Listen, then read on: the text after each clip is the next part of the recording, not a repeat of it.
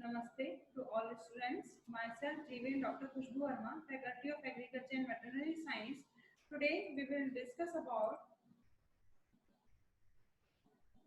genomic DNA libraries, and this session is related to course Recombinant DNA Technology of program BTech FBT and BSc VT 6th semester.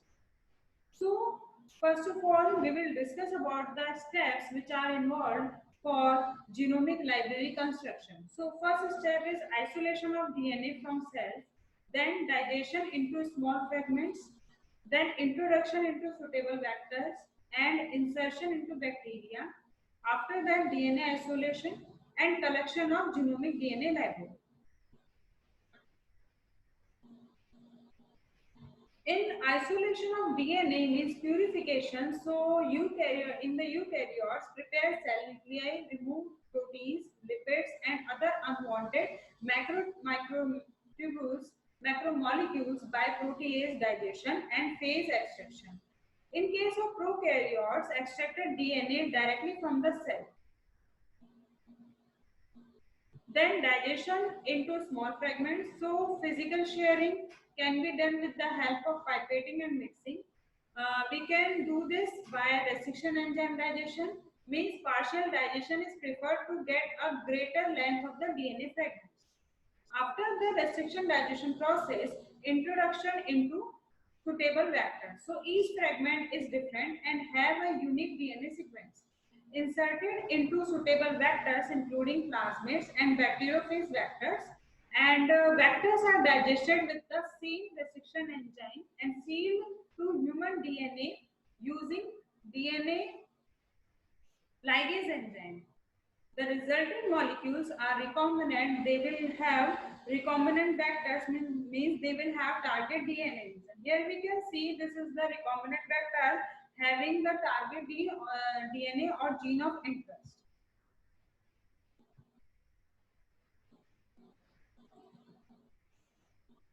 After that, we go for the insertion into the bacteria. So, recombinant vector need to insert it into host bacteria, which can be E. coli.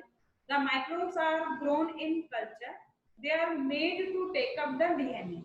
They replicate their genome along with the vector genome contained with them and produce clone of original genome.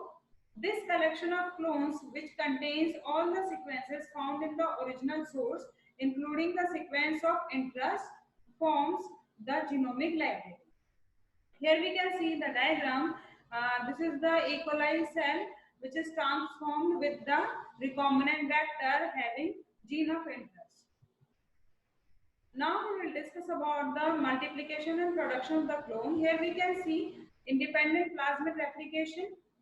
In the independent plasmid replication, here recombinant vector or recombinant plasmid will replicate without any help, and in the host cell replication, colony of cells each containing copies of the same recombinant plasmid. So in this kind of a replication process, each host cell will have the recombinant vector.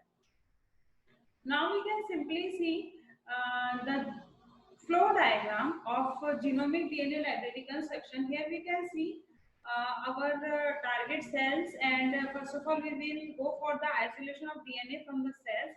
We will isolate the genomic DNA, then go for the digestion with restriction enzymes. It will cut the DNA at specific sites and it will create the sticky ends. On the other hand, vectors, plasmid vectors are also cutted or digested with the same restriction enzyme. They will also create the cleaved vector with hanging regions. Now we go for the ligation with the DNA ligase. So it will seal the cleaved vector along with the cleaved DNA and they will make the recombinant vector. Now these recombinant vector will transform into the bacterial cell. We go for the insertion into the bacterial cell. Then amplification of genomic DNA, or you can see like gene of interest, will multiply with the help of replication process.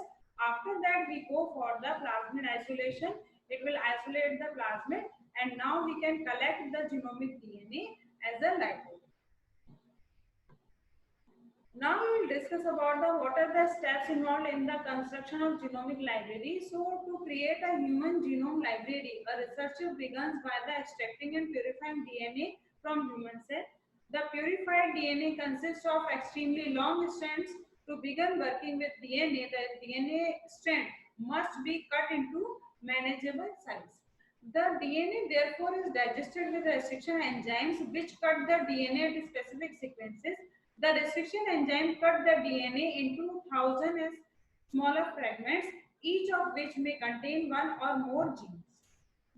Each fragment is different and have unique DNA sequence. To create the library, each fragment must be inserted into loops of DNA called plasmid. A plasmid is a type of vector that allows the DNA to be shuttled in bacteria. The plasmid are digested with the restriction enzyme and then sealed to the human DNA using DNA ligase enzyme. The resulting molecule is recombinant.